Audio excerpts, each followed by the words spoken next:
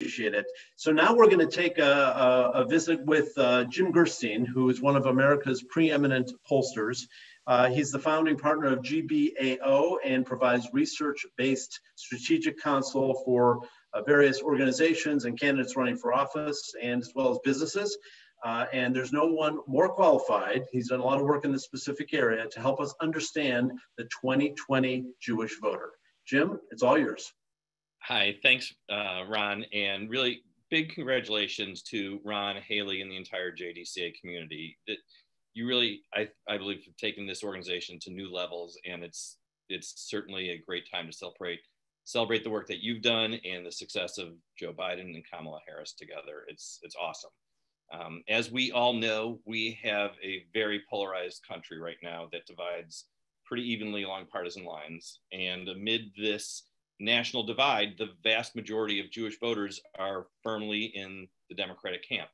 And I believe it's JDCA's work in helping Democrats and standing up for Jewish values over these past 4 years that really can help shine a light on the role that American Jews have in our political process and the great work that Jewish community is doing. So thank you for inviting me to speak briefly today about the results of a national survey of Jewish voters that we conducted on election night and in the days leading up to the election.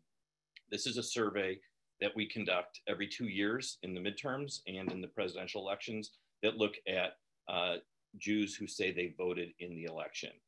It's before showing you some of the results, I want to note that some of you, and maybe many of you, have seen a few different numbers out there being reported on the Jewish vote.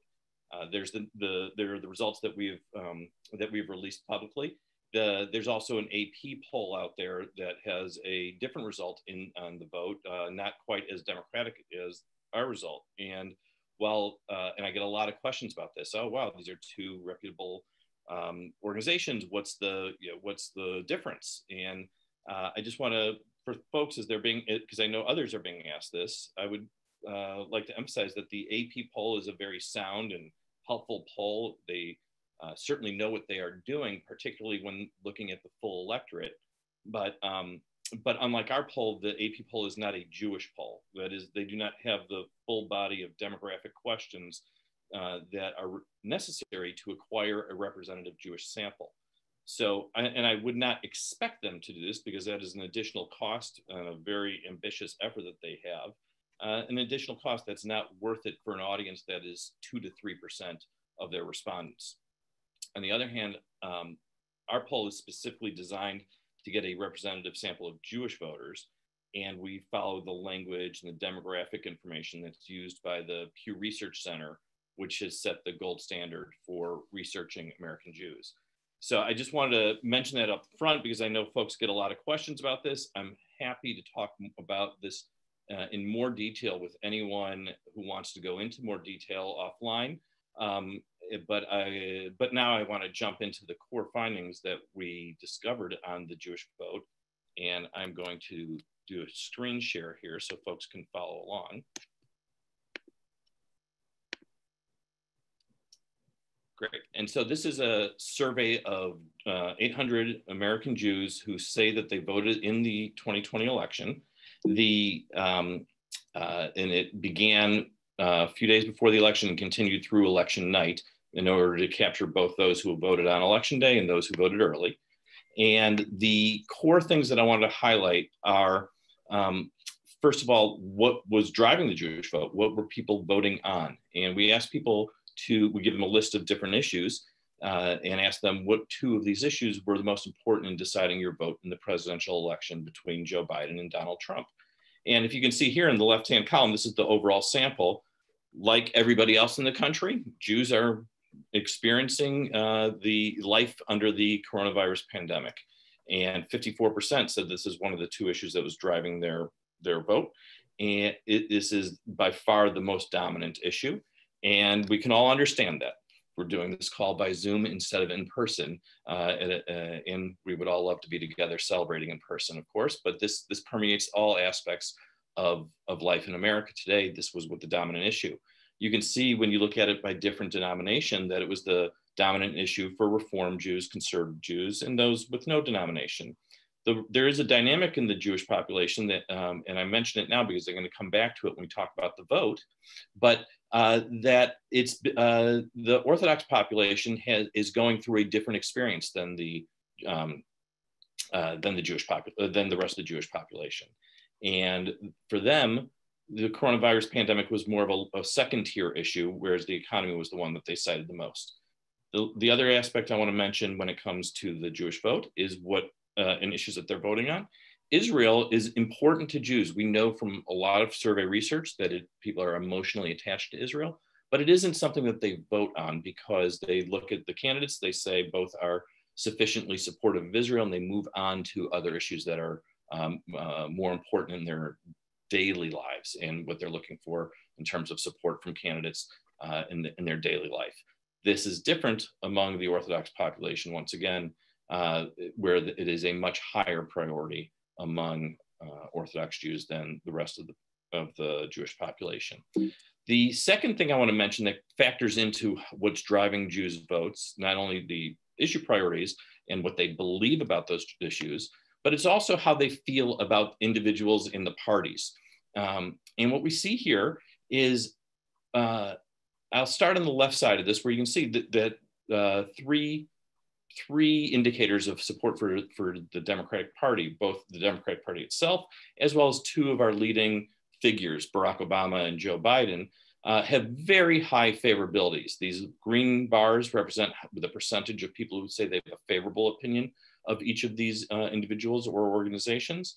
And the gray bar is the negative or the unfavorable views. So you can see 67 to 75% favorable attitudes. But then on the right side of this graph, you see how they feel about Donald Trump, the Republican Party, and Mitch McConnell.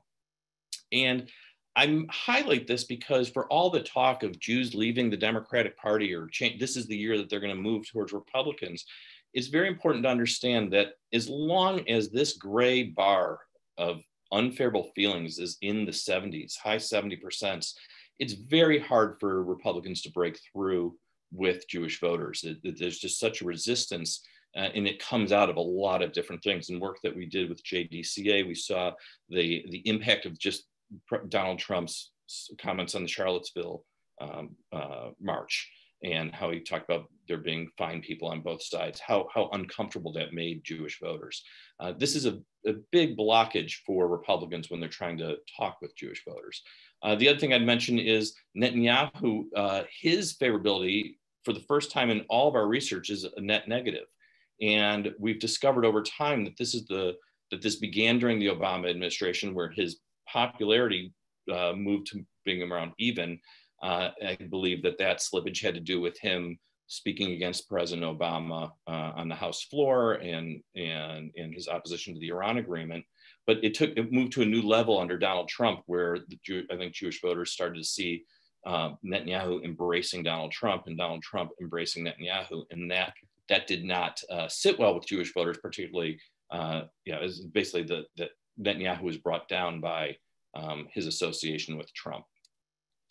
So that's a second dynamic of what's driving the Jewish vote, is just the hostility, the opposition to the Republican Party. What we then see and how this plays out in the actual vote is in 2020, Joe Biden received 77% of the vote from Democrats. He received 77% of the vote from American Jews, compared to 21% for Donald Trump. This is in line with the historical pattern or the historical vote among Jewish voters, but it is important to note that it is an increase from 2016, when Hillary Clinton had 70% compared to 25% for Trump. I would say that Trump is uniquely bad in the eyes of Jewish voters. It's very hard to increase the Jewish vote beyond this 70% historical average.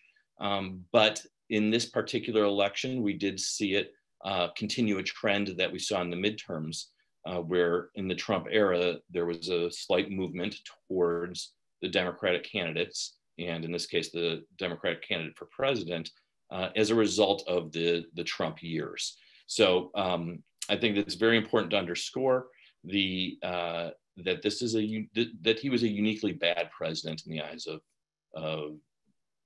Jews in the United States. When you look at it across the demographics, you can see that there is strong support for Biden regardless of gender, age, or education. But we do see some of the gaps, the gender gap and the education gap that we see in the overall electorate, where women are more supportive of Biden than men are, but still 70% of men are supporting Biden. And college educated or college graduates who are Jewish are more supportive than those who are not college graduates. Again, that's a trend that we see in the overall electorate, but it's much higher support among the Jewish electorate. Finally, one last slide I would just show is in terms of understanding what's going on in the Jewish community is as I noted earlier, the Orthodox population, which is 10% of American Jews, is having a different experience, a different political experience than Reform, conservative, and those who have no denomination.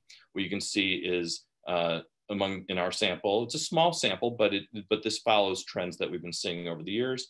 Trump won 79-17 among Orthodox compared to Biden's 90%, 90-7 lead among the Reform Jews, 70-29 among conservative, and 82-16 among those without a denomination.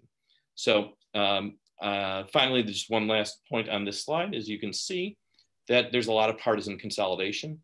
Democrats overwhelmingly supporting Joe Biden, Republicans overwhelmingly supporting Donald Trump, and like we see in the rest of the country, independents are leaning much more towards Democrats and much more toward Joe Biden than they are towards Donald Trump. And this is just finally to say that there is a block of Republican voters, Jewish Republicans out there. They are very firm in their support for a Republican candidate, no matter who it is or what they do. And that block tends to be about 20% of the Jewish population. It's pretty impossible to move that vote. But what we did see is a historic performance among Jewish voters for Joe Biden in this election. And just once again, want to congratulate JDCA for all their fine work in this election, and important work. And good luck in Georgia. This will be the difference maker.